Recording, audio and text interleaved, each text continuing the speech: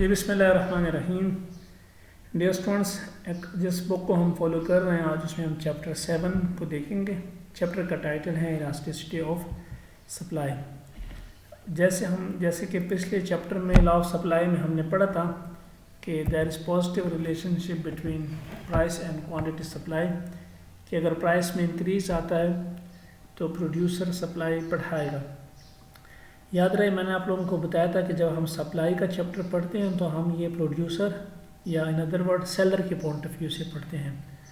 तो अगर किसी प्रोडक्ट की प्राइस में इंक्रीज़ आता है तो इससे एक्सपेक्टेड रेवेन्यू एंड प्रॉफिट में इंक्रीज़ आ सकता है, इसीलिए सेलर जो है वो मज़ीद पसंद करेगा कि प्रोडक्ट्स को मार्केट में बेचें।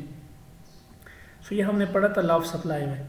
अच्छा, ये हमने क्वालिटेटिवली एक बात पढ़ी थी कि प्राइस इंक्रीज़ करने से सप्लाई बढ़ती है, लेकिन ये हमने नहीं देखा था कि कितनी प्राइस अगर 1% या 2% या 5% यानी कितनी परसेंट प्राइस बढ़ेगी तो सप्लाई में कितना परसेंट चेंज आएगा।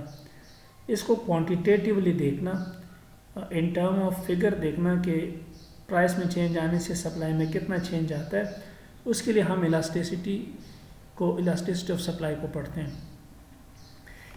इलास्टिक हम उस चीज़ को कहते हैं जिसमें चेंज आता है, और इलास्टिसिटी ऑफ सप्लाई से यहाँ पे मतलब जो है वो ये होगा कि प्राइस में चेंज आने से मार्केट में किसी प्रोडक्ट की सप्लाई किस तरीके से रिस्पॉन्स करती है। यानी प्राइस में थोड़ा सा चेंज लाने से सप्लाई में ज़्यादा चेंज आएगा या सप्लाई में कम चेंज आएगा। So my dear, price elasticity of supply जो है इस चीज़ को मेजर करता है, द डिग्री ऑफ रिस्पॉन्स को। ठीक है, कि how much percent change in price will bring how much percent change in supply. अच्छा, ये देखें, it means to find out that 1% change in price will bring how much percent change in quantity supplied. ये इसका formula है जिससे हम पता चलेगा कि अगर हम 1% चेंज इन प्राइस में लेकर आएंगे तो सप्लाई कितना परसेंट चेंज होगा। ये हम मैथमेटिकली इसकी कैलकुलेशन भी सीख लेंगे। Percentage change in quantity supply का फार्मूला क्या है, Q2 - Q1 divide by Q1 से मतलब ये कि जो आपकी करंट सप्लाई है इसको आप प्रीवियस से माइनस करें एंड देन प्रीवियस पे डिवाइड करें, मल्टीप्लाई बाय 100 करेंगे तो आपके पास परसेंटेज में आंसर आ जाएगा। सिमिलरली प्राइस का फार्मूला क्या है चेंज का, current value of price of the product minus previous price value of the product divided by previous value of the product, multiply by 100 करेंगे तो परसेंटेज में आंसर आ जाएगा। अच्छा, ये देखें, ये आप एग्जांपल को देखें कि जैसे प्राइस पहले 200 थी तो मार्केट में प्रोड्यूसर जो है वो 100 टन की सप्लाई कर रहा था प्रोडक्ट की। अब जैसे प्राइस में इंक्रीज़ आया 210 हुआ तो सप्लायर ने या प्रोड्यूसर ने जो है वो मार्केट में सप्लाई भी बढ़ा दी। ज़ाहिर है, फॉर एग्जांपल किसी टमाटो की प्राइस अगर मार्केट में बढ़ती है तो सप्लाई प्रेफर करेगा कि वो मार्केट में ज़्यादा सेल करे। अच्छा, अब ये हम मेजर करेंगे कि प्राइस में चेंज लेकर आने से सप्लाई में कितना परसेंट चेंज आ सकता है। तो इसके लिए हम इलास्टिसिटी ऑफ सप्लाई का फार्मूला देखेंगे। फार्मूला आपके पास क्या था, ये। तो अब हम फाइंड करेंगे इस फार्मूले के बेस पे। ये आपके पास सेकंड सप्लाई है, यानी जब प्राइस में इंक्रीज आया। सो दिस इज Q2 और Q1 हमारे पास क्या है 100। ये पहले आपके पास जो सप्लाई मार्केट में थी, पहले आपके पास प्राइस 200 था, सो P1 इज 200 एंड सेकंड जब आपने इनके चेंज लेकर आया सो वो 210 है। अच्छा, आप इस तरीके से आप परसेंटेज चेंज देख लें तो सप्लाई में आपको 30% चेंज नज़र आ रहा है और प्राइस में आपको 5% चेंज नज़र आ रहा है। यानी हम अगर थ्योरेटिकली देखें, अगर आप प्राइस को 5% इंक्रीज़ करेंगे तो इससे मार्केट में प्रोड्यूसर जो है वो 30% सप्लाई बढ़ाएगा। ठीक है, अब आप इलास्टिसिटी ऑफ सप्लाई को देखें। सो ये आपके पास आंसर आ रहा है percentage change in supply divide by percentage change in price. Answer आपके पास आ रहा है 6। ये आपको बताता है कि अगर आप 1% चेंज प्राइस में लेकर आएंगे तो इससे सप्लाई 30% बढ़ेगी। ठीक है, मतलब 200 का अगर आप 1% देखें तो ये 0.5 आता है। यानी अगर किसी प्रोडक्ट की प्राइस में 1% चेंज आता है, यानी 200 का 1%, तो 200.5 अगर प्राइस हो जाएगी तो सप्लाई आपके पास इंक्रीज हो जाएगी बस 6%, यानी 100 के बजाय अब ये 106 हो जाएगा। सो ये आपको मेजर बताता है कि 1% change in price will bring how much percent change in supply. कुछ प्रोडक्ट ऐसे होते हैं कि उनकी मूवमेंट जो है वो सप्लाई की वो तेज़ होगी जब आप प्राइस में चेंज लेकर आएंगे। बास प्रोडक्ट्स की जब प्राइस में इंक्रीज आएगा तो उसकी सप्लाई भी बढ़ेगी, लेकिन इतनी तेज़ी से नहीं बढ़ेगी। ये हम अब देखते हैं degree of price elasticity of supply में। इलास्टिक सप्लाई हम उसको कहते हैं जब आपके पास प्राइस में थोड़ा सा चेंज लेकर आने से सप्लाई में बहुत बड़ा चेंज आ जाता है। जैसे कि पिछले एग्जांपल में भी हमने देखा कि हमने प्राइस को सिर्फ 5% बढ़ाया लेकिन सप्लाई 30% बढ़ गई। इसका मतलब है कि ये प्रोडक्ट जो है ये प्राइस इलास्टिक है, यानी अगर आप प्राइस में थोड़ा सा चेंज लेकर आएंगे तो सप्लाई उसके मुकाबले में तेज़ी से बढ़ेगी। अब आप इसको देख लें, when percentage change increase in price result in larger percentage increase in supply। ठीक है, यहाँ पे आप देखेंगे कि percentage change in quantity supply जो है वो प्राइस से ज़्यादा होगी। जैसे कि पिछले एग्जांपल में percentage change in quantity supply आपने देखा 30% और परसेंटेज चेंज इन प्राइस कितना था, ओनली 5%। अच्छा, ऐसे केस में ना आपको कैसे पता चलेगा कि ये इलास्टिक है या इन इलास्टिक है? तो इलास्टिक सप्लाई का आंसर आपको हमेशा ग्रेटर देन 1 नज़र आएगा। ठीक है, ये हमने एक एग्जांपल सॉल्व किया है कि if there is percentage change in price 10% और जो क्वांटिटी सप्लाई में अगर जो चेंज है वो अगर 20% है, सो देन आपके पास आंसर क्या आएगा, 2 ग्रेटर देन 1। यानी इसका मतलब क्या हुआ कि अगर आप 1% चेंज इन प्राइस लेकर आएंगे तो सप्लाई 2% चेंज उसमें आएगा। अच्छा माय डियर, इसमें आपने लोगों ने जब इलास्टिसिटी ऑफ डिमांड में देखा था तो आपके पास आंसर माइनस में आता था, क्योंकि वहाँ पे प्राइस और क्वांटिटी डिमांड में नेगेटिव रिलेशन था। यहाँ पे आपके पास प्राइस जो आंसर आएगा वो पॉजिटिव में नज़र आ रहा है, क्योंकि प्राइस और सप्लाई में आपके पास पॉजिटिव रिलेशन है।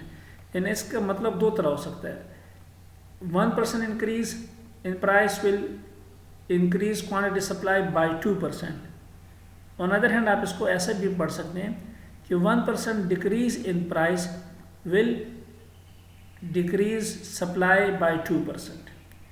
तो पॉजिटिव रिलेशन का मतलब क्या है कि प्राइस और सप्लाई में जो मूवमेंट है वो सेम डायरेक्शन में होगी। अगर आप एक बढ़ाएंगे तो दूसरा भी बढ़ेगा एंड वाइस वर्सा। ये हमने प्राइस इलास्टिसिटी पे एग्जांपल की है। अब देखिए, मैंने इसमें प्राइस को डिक्रीज़ किया, 10 से 9 किया, यानी डिक्रीज़ हुआ। तो मैंने जब परसेंटेज इन प्राइस देखा तो फार्मूला याद है, P2 minus P1 divide by P1, इसे आंसर आ रहा है -10%। यानी 10% डिक्रीज़ मैंने सप्लाई में प्राइस में किया। जब प्राइस में डिक्रीज़ आया तो मैंने आपको पहले बताया कि लॉ ऑफ सप्लाई में क्या है, पॉजिटिव रिलेशन है। अगर आप प्राइस कम करेंगे तो प्रोड्यूसर मार्केट में सप्लाई भी कम करेगा।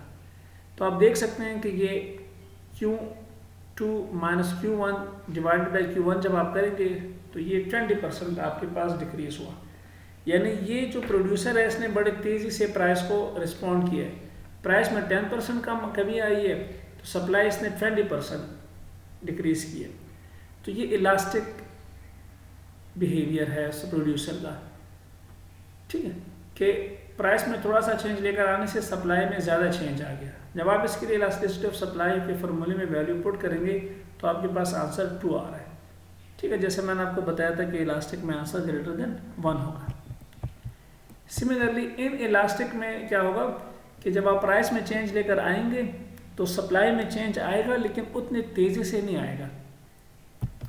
ठीक है, सो जो रिस्पॉन्स होगा प्रोड्यूसर का वो इतना तेज़ नहीं होगा। उसके डिफरेंट रीज़न हो सकते हैं, वो मैं by the end of the lecture आखिरी 2 स्लाइड्स में मैं कवर करूँगा।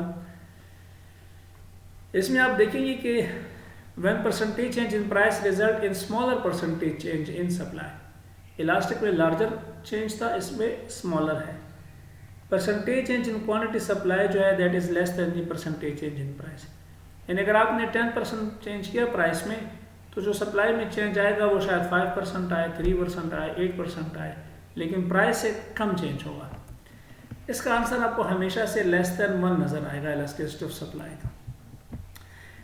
फॉर एग्जांपल हमने 10% प्राइस में चेंज लेकर आए, यानी चलो मैं इस तरह कह देता हूँ कि अगर हमने 10% प्राइस को इंक्रीज़ किया तो क्वांटिटी सप्लाई बढ़ गई क्योंकि पॉजिटिव रिलेशन है, लेकिन वो जो चेंज इन सप्लाई है वो ओनली 5% है।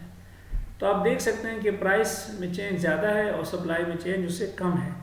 जब आप इसको इलास्टिसिटी ऑफ सप्लाई के फॉर्मूले में डालेंगे तो आपके पास आंसर लेस देन 1 आ रहा है, जो कि है 0.5। ये आपको बताता है अगर आपने 1% प्राइस को इंक्रीज किया तो सप्लाई जो है वो 0.5% बढ़ेगी एंड वाइस वर्सा। इसमें भी एक एग्जांपल को सॉल्व करते हैं। देखिए ना, जब प्राइस 10 था पहले तो सप्लाई मार्केट में प्रोड्यूसर 125 यूनिट्स के कर रहा था। जब प्राइस डिक्रीज हुआ तो प्रोड्यूसर ने सप्लाई भी डिक्रीज कर दी। लेकिन यहाँ पे आप देख सकते हैं कि सप्लाई में जो चेंज है वो 10% है, यानी बाय 10% सप्लाई डिक्रीज हुआ, जबकि प्राइस बाय 10% डिक्रीज हुआ। सप्लाई में जो चेंज आया यानी जो डिक्रीज आया वो ओनली 5% है। तो ऐसे केस में अगर कोई प्रोडक्ट के ये बिहेवियर है, कोई प्रोड्यूसर का ये बिहेवियर है towards the change in price, तो हम कह सकते हैं कि ये इन इलास्टिक है। आप जब इलास्टिसिटी ऑफ सप्लाईज के लिए कैलकुलेट करेंगे तो ये लेस देन 1 आपके पास आएगा। सिमिलरली ऐसा भी हो सकता है कि ये जो परसेंटेज चेंज इन सप्लाई है and percentage change in price है ये इक्वल हो, यानी अगर आप 1% इंक्रीज प्राइस में लेकर आते हैं तो सप्लाई में भी 1% इंक्रीज आता है, या आप 5% डिक्रीज लेकर आते हैं प्राइस में तो क्वांटिटी सप्लाई में भी 5% डिक्रीज आएगा।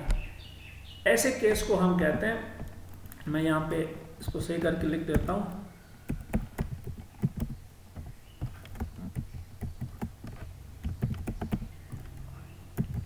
Unitary elastic.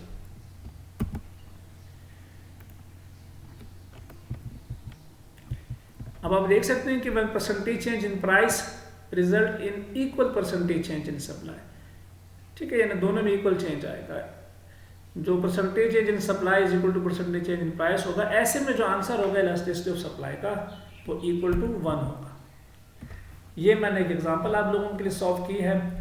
If there is 10% change in price and it result in 10% change in quantity supply, so the answer of elasticity of supply will be 1।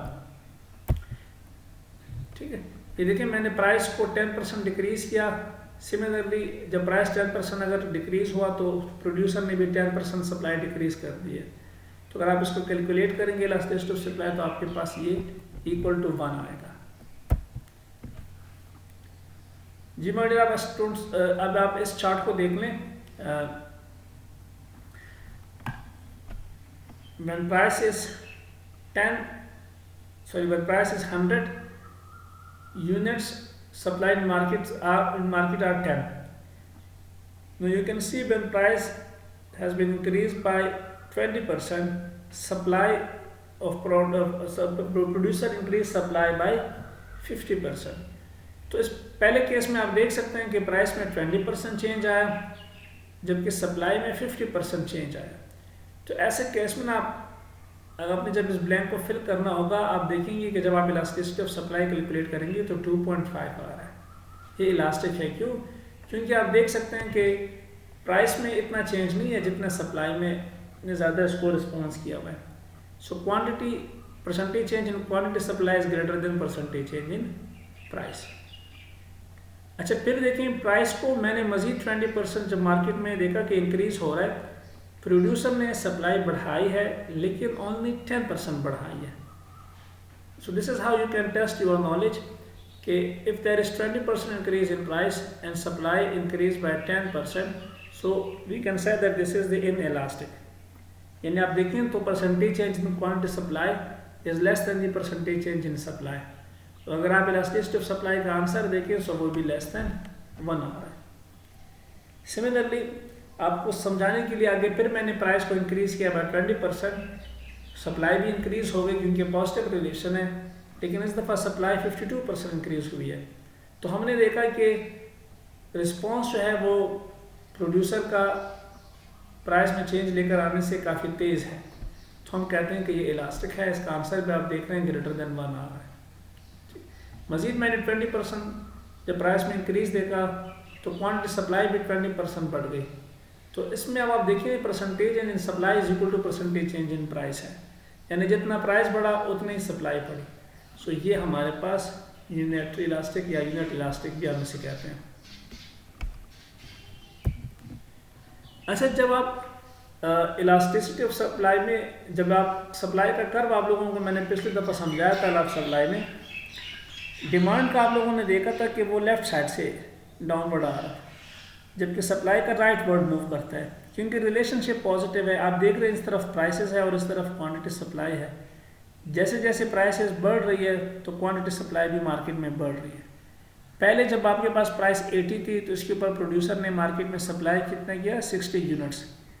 जब प्राइस में इंक्रीज़ आया तो आपके पास नंबर ऑफ़ यूनिट्स भी increase हुए, market में 100 हुए।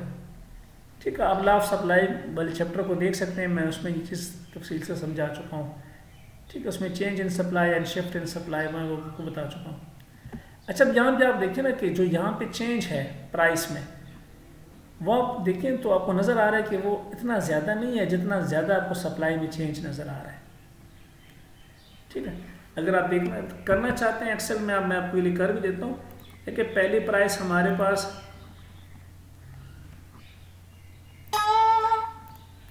ये पहले हमारे पास जो प्राइस है वो 80 है, 80 से बढ़कर फिर वो 106 हुआ। 80 के ऊपर आपके पास क्वांटिटी सप्लाई कितनी है, 80 के ऊपर 60 यूनिट्स है, 106 के ऊपर 100 यूनिट्स है। अब अगर आप प्राइस में परसेंटेज चेंज देखना चाहते हैं, percentage change in price,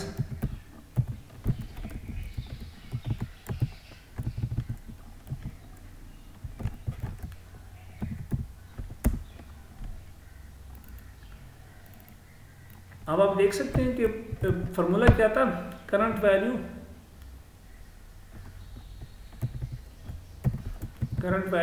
minus previous value divided by previous value. ये आपके पास 32% आ रहा है। अगर आप लोग परसेंटेज में कन्वर्ट करते हो तो आप लोग मल्टीप्लाई बाय 100 भी कर सकते हो। तो ये 32% है और ये हमारे पास Q2 minus Q1 divided by Q1।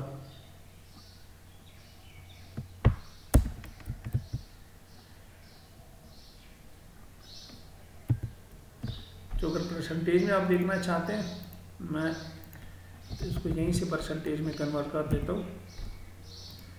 सो अब आप देख रहे हैं कि परसेंटेज चेंज इन प्राइस 33% है, जबकि सप्लाई में परसेंटेज चेंज ज़्यादा है। तो इलास्टिसिटी ऑफ सप्लाई का फॉर्मूला क्या था, percentage change in quantity supply divide by percentage change in price.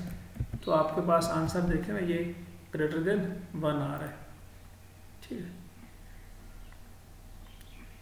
106 था ये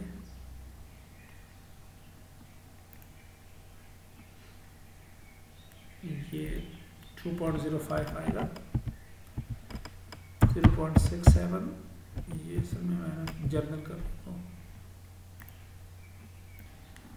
जी। ये मैंने परसेंटेज से हटा दिया। अब आपके पास नज़र आ रहा है कि elasticity of supply is equal to 2.05। So ये जहाँ पे आपको ना ग्राफ से नज़र आएगा कि जो आपके पास जहाँ पे elasticity of supply greater than 1 होगी, यानी इलास्टिक होगा, वहाँ आपको ग्राफ फ्लैट नज़र आएगा। ठीक है, अच्छा, इन इलास्टिक में आपको जो ग्राफ की शक्ल नज़र आएगी वो स्टीपर नज़र आएगी। यहाँ पे आपको कैसे पता चलता है कि ये इन इलास्टिक है, आप देखेंगे ये जो प्राइस में चेंज है ये आपको ज़्यादा नज़र आ रहा है as compare to change in supply, यानी प्राइस में इतना बड़ा चेंज लेकर आने से सप्लाई में थोड़ा सा चेंज आया। तो ये जिस तरह हमने अभी पिछला देखा कि ये कौन सा केस है, ये इन इलास्टिक है। ग्राफ से आपको कैसे पता चलेगा, इन इलास्टिक के लिए जो आपका ग्राफ होगा वो स्टीपर होगा, जबकि इलास्टिक के लिए आपका ग्राफ फ्लैट होगा। अच्छा माय डियर, अब क्या रीज़न है कि किसी प्रोडक्ट की इलास्टिसिटी जो है वो इलास्टिक है या इन इलास्टिक है सप्लाई? इसमें डिफरेंट फैक्टर्स हैं, उसमें से एक है टाइम पीरियड। देखिए माय डियर, कुछ प्रोडक्ट्स ऐसे होते हैं उसमें आपको ना फाइनल यानी फिनिश गुड तक लेकर आने में टाइम कम लगता है, और बास प्रोडक्ट को प्रोड्यूस करने में आपका टाइम ज़्यादा लगता है। तो अगर किसी प्रोडक्ट को फाइनल गुड में कन्वर्ट करने में उस पर टाइम कम लगता है, यानी प्रोड्यूसर उसको मार्केट में जल्दी से प्रोवाइड कर सकता है, सप्लाई कर सकता है प्रोडक्ट को, तो ऐसे केस में आपको नज़र आएगा जब भी प्राइस में थोड़ा सा चेंज आएगा प्रोड्यूसर सप्लाई तेज़ी से बढ़ाएगा। ठीक है, सो टाइम पीरियड पे डिपेंड करते हैं। एंड वाइस वर्सा क्या है, जिस प्रोडक्ट को फाइनल गुड में कन्वर्ट करने में टाइम ज़्यादा लगता है, अगर मार्केट में प्राइस इंक्रीज भी हो जाए तो उसको प्रोड्यूसर इतनी तेज़ी से जो है वो प्रोवाइड नहीं कर सकता, इसलिए इलास्टिसिटी उसकी कम होगी। हम अगर एग्रीकल्चर प्रोडक्ट की देखें, अगर आपके पास टमाटो जो है और इस तरह की और सब्ज़ी या जो भी वेजिटेबल है, एग्रीकल्चर प्रोडक्ट है, वो अगर आपके पास स्टोर में पड़ा हुआ है, ये सेकंड में भी कवर हो जाएगा, ये दोनों एग्जांपल में एक साथ कवर कर लेता हूँ। अगर आपके पास स्टोर में प्रोडक्ट्स पड़े हुए हैं, यानी आप बहुत कम टाइम में उसको मार्केट में लेकर आ सकते हो, सो देन ऐसे प्रोडक्ट की इलास्टिसिटी आपको ग्रेटर देन 1 नज़र आएगी। जैसे प्राइस पड़ेगी आप फ़ौरन जो है वो वेजिटेबल जो है उसको एकदम से मार्केट में उसकी सप्लाई तेज़ कर देंगे।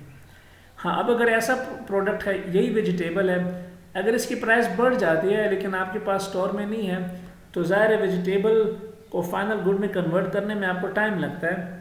यानी आप जाके ना खेत में इसको खेतों में काम करेंगे, इसके लिए सीड आप डालेंगे, सो शायद ये 3 to 6 मंथ्स आपसे ले लें।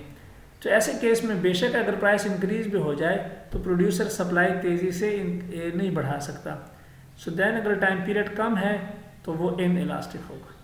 ठीक है, एबिलिटी टू स्टोर, ये जैसे कि अभी मैंने कवर कर लिया कि जहाँ पे हाई एबिलिटी टू स्टोर है, यानी जिस प्रोडक्ट की एबिलिटी हाई है स्टोर करने की, वहाँ पे जैसे प्राइस इंक्रीज होगी लोग उसको मार्केट में फ़ौरन उसकी सप्लाई बढ़ा देंगे। ठीक है, इसीलिए हम सुनते रहते हैं कि जो पेरिशेबल गुड्स होते हैं, पेरिशेबल गुड्स से मतलब ऐसे गुड्स ना जिसको हम ज़्यादा देर के लिए स्टोर नहीं कर सकते। मोस्टली जिस तरह आपकी हम सब्ज़ी की बात करते हैं, जैसे कि टमाटो अगर आपके पास स्टोर करने की एबिलिटी नहीं है तो आप इसको ज़्यादा देर तक स्टोर नहीं कर सकते हो। On the other hand for example table है, चेयर्स, ये इस तरह के प्रोडक्ट्स है, लैपटॉप, कंप्यूटर, आप इनको स्टोर कर सकते हो। लेकिन कुछ प्रोडक्ट्स ऐसे होते हैं जिसको हम ज़्यादा देर तक स्टोर नहीं कर सकते, उसको हम पेरिशेबल गुड्स कहते हैं। सो ये चूँकि इसकी एबिलिटी टू स्टोर कम होती है, इसलिए हम कहते हैं कि ऐसे प्रोडक्ट इन इलास्टिक होते हैं। अगर आप इसकी प्राइस मार्केट में बढ़ भी जाए तो ये इनकी सप्लाई आपको बहुत तेज़ी से नज़र नहीं आएगी मार्केट में, क्योंकि आप इसको स्टोर नहीं कर सकते हो। फैक्टर मोबिलिटी, फैक्टर मोबिलिटी से मतलब ये है कि फैक्टर से मतलब वो आइटम्स जो प्रोडक्शन में यूज़ होते हैं। ठीक है, जैसे कि इकोनॉमिक्स में आप पढ़ते हो, प्रोडक्शन में आपके पास लेबर यूज़ होता है, मशीनरी यूज़ होती है, लैंड, लेबर, ठीक है, कैपिटल, ये फैक्टर्स जो प्रोडक्शन में यूज़ होते हैं, अगर इनकी मोबिलिटी हाई है, यानी अगर आप इसको मूव कर सकते हो, देन आप प्रोड्यूसर जो है वो प्राइस में जब भी चेंज आएगा, अगर इंक्रीज आता है तो वो ज़्यादा प्रोडक्ट प्रोड्यूस करेगा और इलास्टिसिटी हाई होगी। ठीक है, अगर आपके पास मोबिलिटी ऑफ फैक्टर्स कम है, कुछ ऐसे प्रोडक्ट्स होते हैं जिसमें फॉर एग्जांपल नेचुरल जिस तरह के प्रोडक्ट्स होते हैं, अब लैंड चूँकि नेचुरल की तरफ आ जाता है, तो आपके पास ऐसे फैक्टर्स अगर है जिनकी मोबिलिटी यानी मूव करना उसको मार्केट में आसान नहीं है, तो वहाँ पे प्राइस में चेंज आने से प्रोड्यूसर कोई बहुत ज़्यादा तेज़ी से रिस्पॉन्स नहीं कर पाएगा उसको।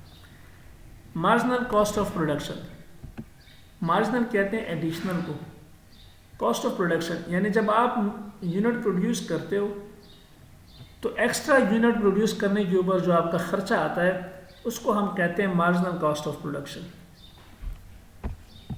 ठीक है, फॉर एग्जांपल अब अगर मैं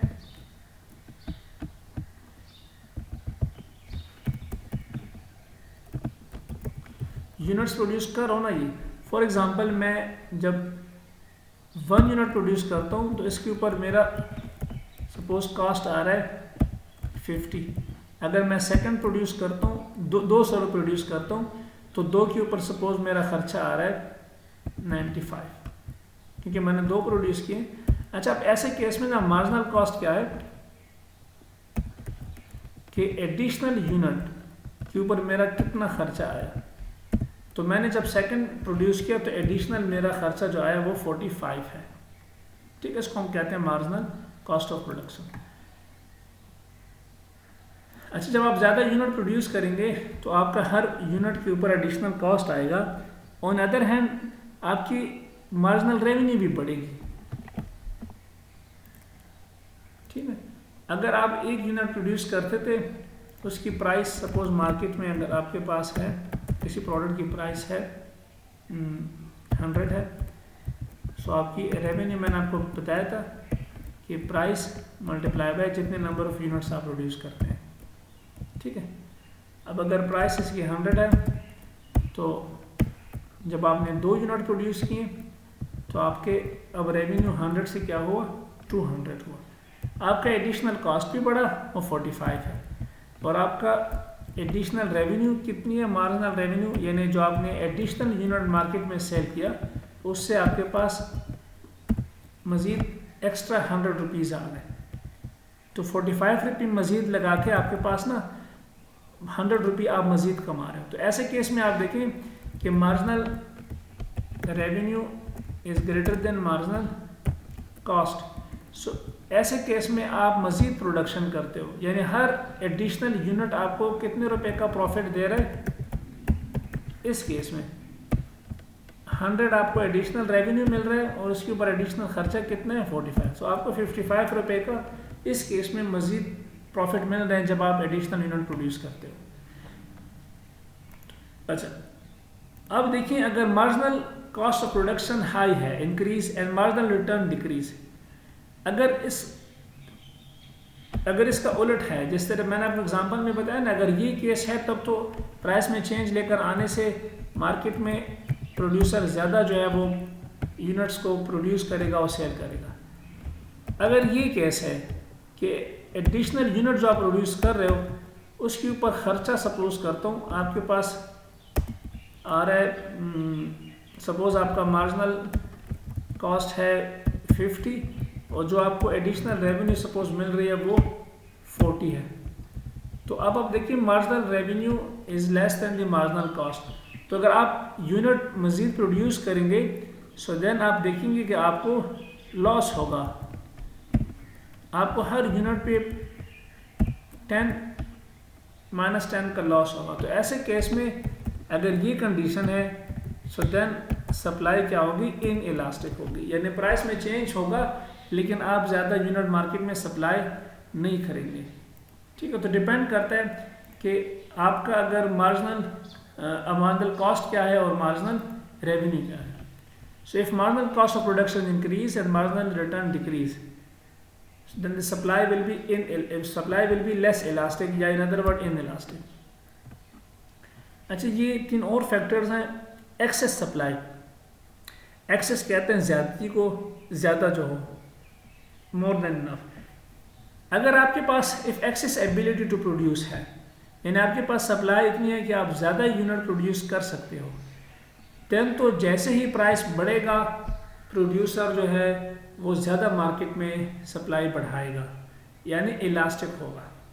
if excess ability to produce then producer का बिहेवियर क्या होगा, will produce more if price increase, so the supply is elastic. इसका उलट आप देखिए, अगर आपके पास एक्सेस सप्लाई नहीं है तो बेशक प्राइस अगर इंक्रीज भी हो जाए प्रोड्यूसर प्रोड्यूस नहीं कर पाएगा, प्राइस में बेशक इंक्रीज आता रहे तो ये सप्लाई मज़ीद नहीं बढ़ाएगा, तो हम कह सकते हैं कि सप्लाई उस केस में इन इलास्टिक होगी या लेस इलास्टिक।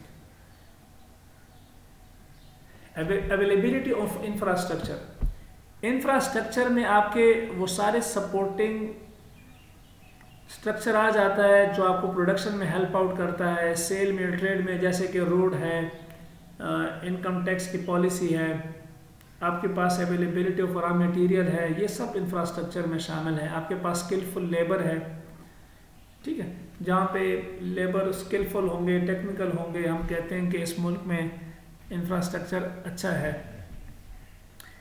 इसमें ट्रांसपोर्ट भी आ जाता है। अच्छा, गुड इंफ्रास्ट्रक्चर अगर होगा सो ज़ाहिर है जब प्राइस में इंक्रीज़ आएगा, प्रोड्यूसर जो है वो तेज़ी से इसको रिस्पॉन्स करेगा प्राइस में जब इंक्रीज़ आएगा। सो जहाँ पे इंफ्रास्ट्रक्चर अच्छा है वहाँ पे हम देखेंगे कि प्राइस इलास्टिक सप्लाई का बिहेवियर आपको नज़र आएगा। जैसे प्राइस बढ़ेगी प्रोड्यूसर ज़्यादा सप्लाई करेगा, क्योंकि इंफ्रास्ट्रक्चर अच्छा है, वो प्रोड्यूस कर सकता है। जहाँ पे इंफ्रास्ट्रक्चर अच्छा नहीं है वहाँ पे प्राइसेस बेशक इंक्रीज़ भी हो जाए, सप्लायर इस काबिल नहीं है कि वो ज़्यादा प्रोड्यूस करे, क्योंकि उनके पास इंफ्रास्ट्रक्चर नहीं है। सपोज रॉ मटेरियल नहीं है, या उसके पास वो रोड नहीं है, ट्रांसपोर्टेशन नहीं है, या टेक्नोलॉजी नहीं है, ये सब इंफ्रास्ट्रक्चर में आते हैं। अच्छा, एग्रीकल्चरल और इंडस्ट्रियल प्रोडक्ट। एग्रीकल्चर प्रोडक्ट्स जो है, जिस तरह मैंने अभी शुरू में एग्जांपल में बताया कि इसको टाइम लगता है प्रोड्यूस होने में। जैसे कि मैंने आपको बताया ना, कोई सपोज टमाटो है, ऑनियन है, इनको ज़ाहिर है वक्त लगता है। जब आप खेतों में तो हम ये सीड्स डालते हैं, तो हम जैसे हम कहते हैं, देन वो जब फाइनल ग्रो करता है तो उसमें टाइम लगता है। तो इसीलिए एग्रीकल्चर जो प्रोडक्ट्स है इनका बिहेवियर आपको इन इलास्टिक नज़र आएगा। अगर प्राइस इंक्रीज भी हो जाए तो प्रोड्यूसर इतने तेज़ी से सप्लाई नहीं कर सकता, क्योंकि है नहीं मार्केट में, वो आपके पास उसको ग्रो करने में वक्त लगता है।